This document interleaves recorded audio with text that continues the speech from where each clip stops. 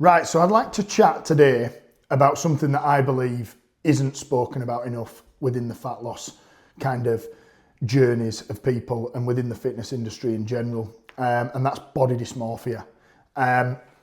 There's a few programs come out recently about it where fitness influencers and whatnot have spoken about it, but the awareness of it is definitely not there, and I think that a lot of it can end up getting branded as being vain, loving yourself, that sort of thing.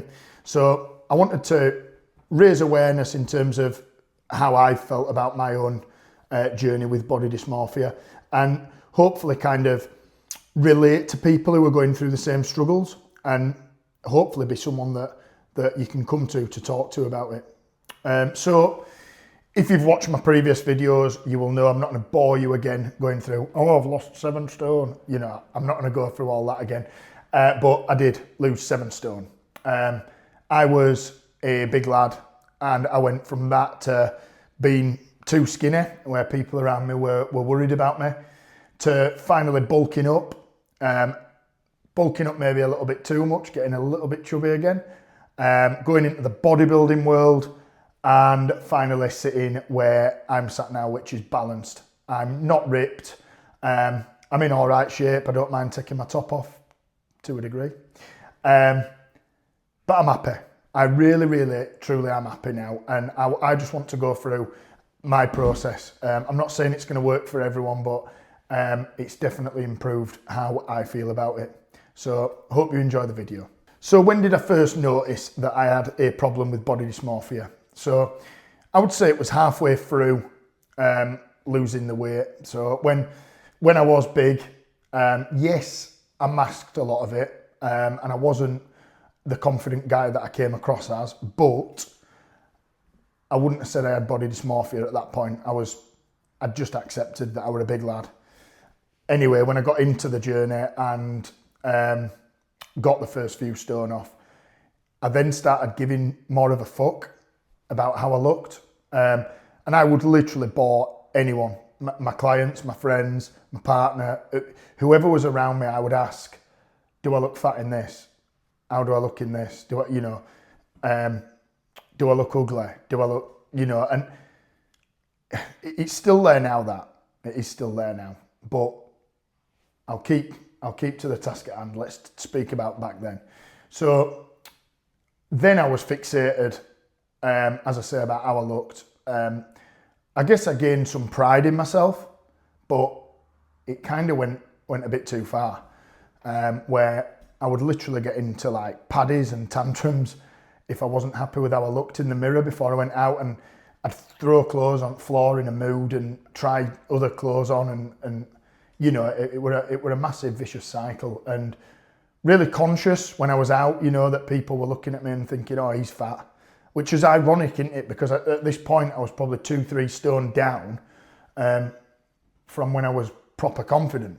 So I do believe that when you get into the gym environment, and you start training around people that look in good shape, and you kind of striving to change your body, I think that it does come in where you get more conscious. And really, when you think about it, to speak to about it, when you're speaking to someone in that position, it is daft, isn't it? Because you are bettering yourself, you're looking better every single week, yet you're more and more conscious the leaner that you get.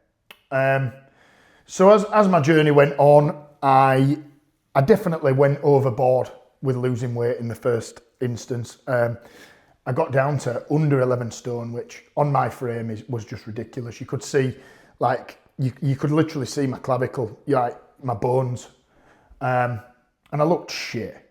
I looked better than I did when I was fat, but I looked skinny and shit and scrawny. I was getting cold sores all the time. I were pretty unhealthy, to be honest. But because I was that obsessed with weight and how I looked and how my belly looked in tops and whatever it was that I was fixating on at that point, I just went all in. I just went, lower, until people around me were saying, Chris, you probably need to bulk up a little bit now. And luckily at that point, I fell in love with the gym a little bit. So that helped, because then I got into weights I were already into weights in fairness, but I got more into weights. I got introduced into the world of powerlifting where the goal was to eat as much as you could and lift as much as you could. At that point, again, my body dysmorphia was still bad because I'd put a bit of weight on, and because I'd been as skinny as I was, any gain in weight was a negative in my head. So again, I was still conscious, went through that period, then went into bodybuilding, which was by far the worst bit for my body dysmorphia. Like, this was the cause of how bad it got. I went through that stage where I got super lean, super muscly. I looked fantastic looking back on the pictures, but inside I wasn't healthy. Mentally, I wasn't healthy. And again, it's exactly the same as being the big lad. What you're doing is you're comparing yourself the other way. You know you've been absolutely ripped, so as soon as that's not realistic, you can't live like that 24/7. So the minute that you go back into the normal life, you feel like you look absolutely shit, and a lot worse than what you actually do. So I'd say that bodybuilding put my self-esteem and body dysmorphia at its absolute all-time worst, 100%. And I know that I give bodybuilding an hard time in a lot of my videos. I don't necessarily think that bodybuilding's a bad sport. I just think that people dive into it too easily and don't think about what the implications that can come from it. So I try and raise awareness with that, because I think that it can be dangerous and detrimental to your mental state as well as your physical state, depending on how far you go with it. So yeah, the bodybuilding didn't help. I'd say that right about now, where I've got balance, I go out on a weekend, I have beers, I have meals out. Don't get me wrong, I still do Shannon's head in, like I said on the other video, asking whether I look fat, to which she replies, no, you're not fat. But although it's still there, I'm not as bothered, and I don't know whether that's about growing older. I've spoke to people that are older, and they say when you get past 40, which I'm not yet, despite how I fucking look, when you get past 40, you stop giving a fuck. So it might be to do with age, but I think it's more to do with balance. I think balance helps you. When you spend so long, I've probably spent the last 2-3 years properly balancing, like where I still watch what I eat, but if I want something, I have it. If I want to go on the piss, I go on the piss. If I want to go on the piss and have beers, I do that, because I'm not one of them that goes out and just has spirits and diet mixers, which I do recommend if you're going through a fat loss journey, because it's going to help, but I'm not on a fat loss journey now, I'm on a balance journey. So for me, whatever I want to do, I do, and I don't have any regrets. If I notice myself getting a bit untidy, I'll put a bit of a fat loss phase in, get myself back to where I'm happy, and then, voila. So I'm not saying that that's the be all and end all, but that's what's helped for me is balance. I think looking at old pictures can be a positive for body dysmorphia. So if you've been on a fat loss journey, have a look at the pictures of where you started, that'll always help. See where you're at now. I think pictures are definitely a better thing to go off than the scale. I think having a good support network around you, so people that are honest with you, if you are getting a little bit chubby, they'll tell you. But if they think you're looking good, they'll also tell you that they're good people to be around, not just kind of negative people that only pull out your flaws. And just kind of realising that it doesn't really fucking matter. Like, no one's looking at you. Like, think about big fucking Barry or big fucking John round pool, who has you've seen him every year on holiday.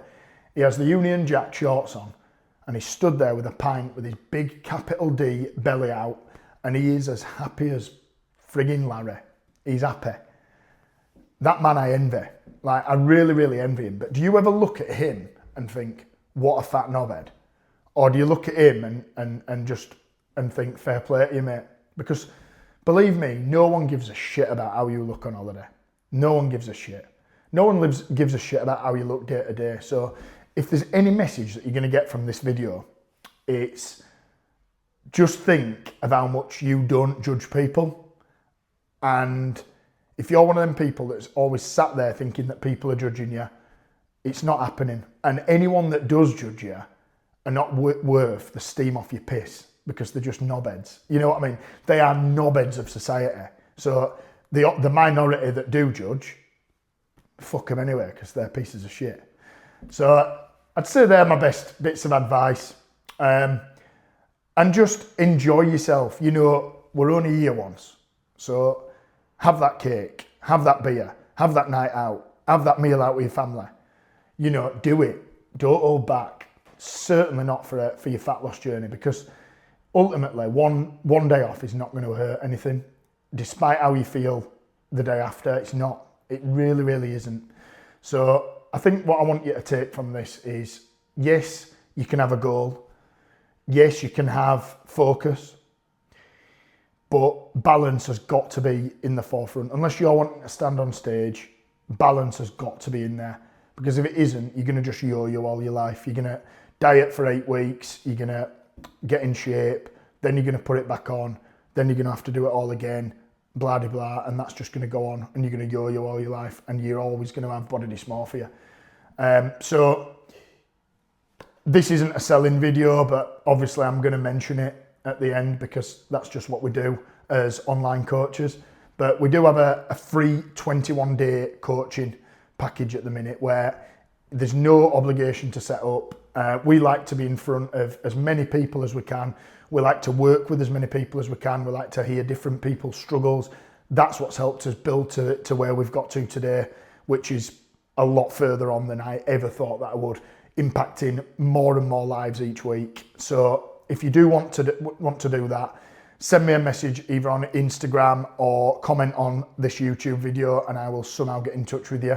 But you are more than welcome to jump on with us. Within that 3 weeks, we'll help you build structure, we'll help you build habits, we'll help you build routine, we'll help you work out how many calories you should be on, we'll work out how to increase your expenditure, we'll create accountability. It's fucking mint, to be honest. So if you're watching this and you do want to do that, please message me. Also, if you're watching this and any of this resonates with you and you're struggling with body dysmorphia or any other eating habit, because believe me, I'll have fucking been through it, please message me. Please trust me. You know, I'm never ever going to judge you. I'm only here to support. So please message me. I am more than happy to give advice. And once again, I hope you've enjoyed watching this video. Please subscribe to our YouTube. Please keep following us. Please keep liking our stuff on Instagram, and please keep basically keeping my dream alive, because literally working with people day in, day out, helping people day in, day out, and seeing the transformations both mentally and physically that we help with, it literally makes my life a fucking perfect place. So thank you very much.